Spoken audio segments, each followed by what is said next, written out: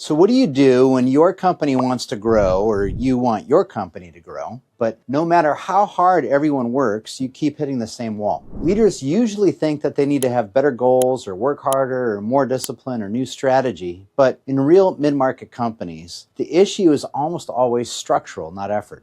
In this video, I'll show you why steady growth almost never works in the real world and what your company actually needs to scale. And as part of this, I want to introduce you to a pattern that's called the rule of 3 and 10. This was originally identified by Hiroshi Mikitani, a Japanese business leader who built a $15 billion company from the ground up. He knows what it looks like to scale. The rule of 3 and 10 predicts when your company will break as it grows and why your system, structure, and people must change with each stage. You can't build a bigger company on a structure that's built for a smaller company. I want to illustrate this. I've sat in many meetings where leaders will say something like, we want to scale our company, we want to grow our company, and we are going to grow at 10%, 15%, whatever number they pick out of the air, and we'll grow consistently at a certain amount, and we'll just have this beautiful eventual, compound effect of just massive growth over time. The fact is no company ever experiences that. You don't see that on the stock market, and you won't see it in your company.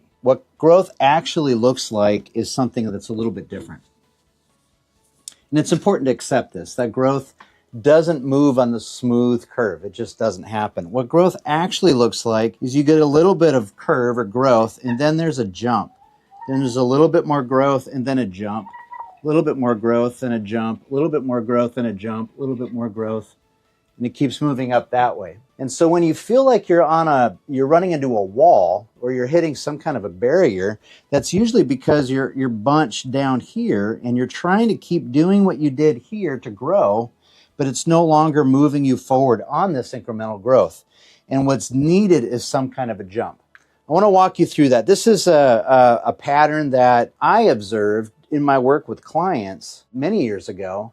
But then when I heard Hiroshi Mikitani's description of it, the rule of 3 and 10, I thought it was a very nice way of capturing the concept. And it's a rule of thumb. It's a generality. It's not 100% precise, but it does work pretty consistently and pretty accurately for understanding what growth looks like and challenges for growth that you may be experiencing. And in this, I want to identify 3 major areas. Before we get into the rule of 3 and 10, I want to get into 3 major areas that I've observed at every stage tend to break down. So when I work with organizations, I often see them break down in 3 areas, and they usually happen in this order. First of all is you have a leadership problem. People, as you grow, the organization doesn't have the leaders or management that they need when they need to have them. And so it doesn't work to make a growth jump, discover you need to add 3 new teams,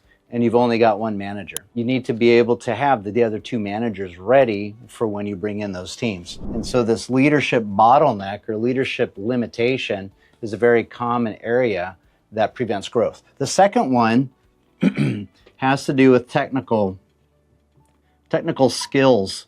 This can be professional skills like having the accounting support that you need or something like that, but it can also often it has to do with really skilled people in whatever your industry is, whether it's an engineer or having another provider in a clinic or having someone that's skilled in terms of graphic design or whatever the things are that you do, having people that are at a high enough level where they are the real value drivers for your clients and for your business, and they allow you to take on a lot of new work at once because they can move up. They have the capacity to do that. And when you don't have those people in line or ready to go or in your bench when you need them, it also creates a bottleneck for growth. And then the third issue has to do with not having structures in place or standards, if you want to use that language. So basically not having your SOPs, a playbook, having defined processes that everybody uses. These are the 3 common stress points that you'll feel issues in growth.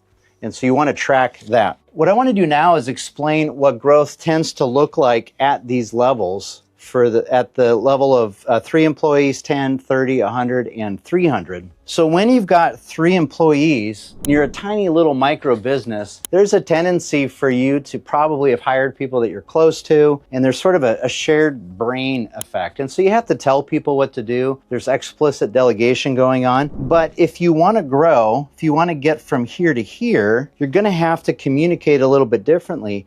And there can be a tendency still at this point to rely on people or ask people to just sort of understand what you want or what you mean or what your expectations are. And that tension will be felt between 3 and 10. And to get here successfully, you have to start to become more explicit in what you want and specific about your priorities, your standards, and your expectations. And typically what needs to happen at 10 is you need to begin to have things like regular meetings, a regular accountability practice, so that all of this group of people are tracking at the same time, and you don't have to stay there and watch every single one of them. So even if you're not leading an organization that's small, but if you're new to leadership or new to management and you're building a team that's growing from 3 to 10, you'll experience a very similar dynamic where here they may all just know what's going on because they're around you. But if you need to grow and triple the size of your team, essentially, you're going to have to be more structured and clear in terms of how you communicate. So if you're getting value from this, hit like and subscribe. That helps more business leaders find this content, and it tells me to keep making videos like this. Then the tension that's experienced after 10 people and as you grow up through 20 people or so on, is the fact that the generalist roles kind of, we all wear 5 hats around here, and that being a point of pride, that we're a Swiss Army knife or jack of all trades, this language that's frequently used, it starts to break down once you get around to 30 people. And what you start to need at this point is you need to bring in at least a few specialists. Not everybody is going to have a specialized role, but if you have 30 people on your team, you're likely at this point to have some hierarchy as well. So specialists and hierarchy. At this point of 30 people, you're almost certainly going to have, if you're starting or running a business, you're going to have somebody who's just handling your finances. You're going to have somebody who's maybe just handling sales. You're going to have somebody that's overseeing your operations. Whatever your terms are or words are for those things, those are the major categories. And you'll probably have at least 1 or 2 people who are specifically involved in providing management for others. And so that hierarchy and this specialization of roles starts to emerge. Then what begins to happen, the tension between about 30 people and about 100, is that your oral tradition about who we are and how we work starts to get misinterpreted or forgotten, or it breaks down.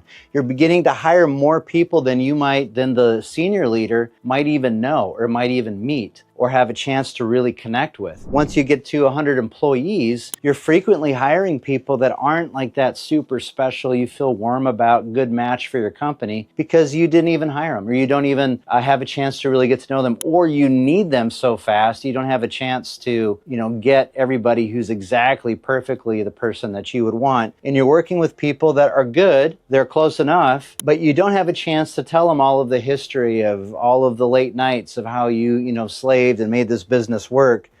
Instead, you have to write these things down. And so this is where SOPs in particular start to become, they're always important, but they become really critical in this space between 30 and 100 employees, because you're not able to directly manage. It's already too hard to do it at 10 and 30. It's impossible to do it at 100. And if you don't want silos to develop and you don't want people to start wandering in their own direction, you have to begin to explicitly write down the playbooks that they follow, guided by your values and vision. And I have videos on this elsewhere, but you want to be able to have that specific definition of how things are done so that everybody knows how to follow that. And you don't have to. The fear at this point is often we don't want to lose our family feel. We like things feeling informal and comfortable around here. We don't want to become corporate. This kind of language gets used all of the time. And that's usually shorthand for we don't want to become a emotionless, soulless bureaucracy. And you don't have to. The way to avoid that is just don't do it. Create structures that help people work in alignment with your values and vision.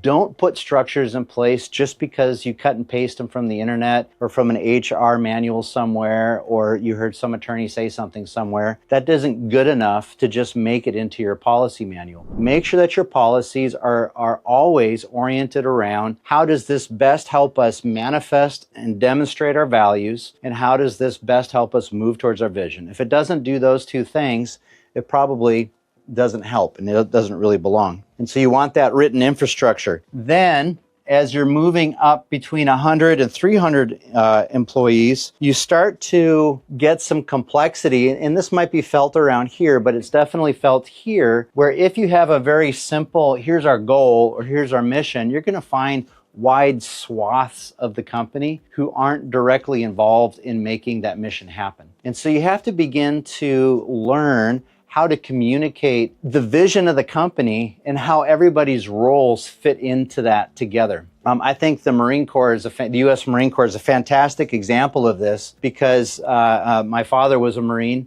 and if anybody knows a Marine, I mean, once a Marine, always a Marine. And there's that sense of pride around that. And it doesn't matter what job you had. Everybody trains, whether you end up being a cook or whether you end up being a pilot, you all train in the infantry together. And you all start out in that same kind of process. And then you go on to whatever your job is. And so there's that understanding that we are all warriors here together.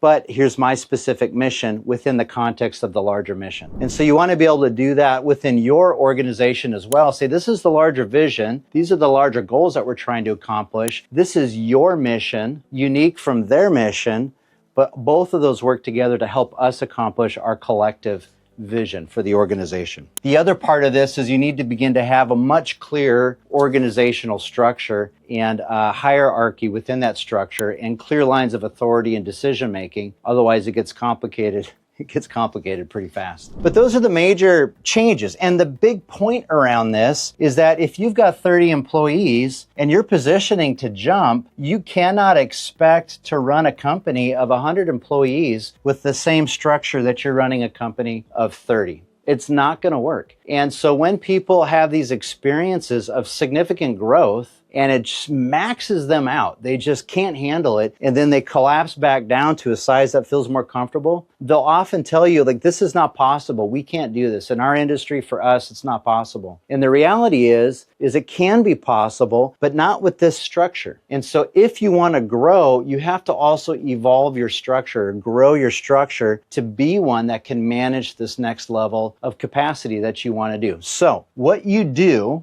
the simple version of it, is when you begin to anticipate we're starting to move in this direction here, begin to plan for this structural change. When you complete not just the sales change or the hiring change, but what's all of the structure that we're going to need to succeed with this many people? A real simple tool that I have people do is I'll say, okay, if you're at 30 employees now or 50 employees or whatever number you're at, map out an org chart at 100 employees. What are you going to need in terms of a customer base or a revenue base to support 100 employees? How are they going to have to be structured to be able to perform that kind of work for those customers or that revenue base? How are they going to have to be able to relate to her? Like, just do a thought experiment around what this looks like, and you can begin to reverse engineer the structures that you need. And that helps you develop your strategy to move from this number to that number or any other number that you pursue. If you're serious about building a company that scales and you want practical tools for leading through each of these transitions, check out the next video that I've linked on the screen. I'll see you there.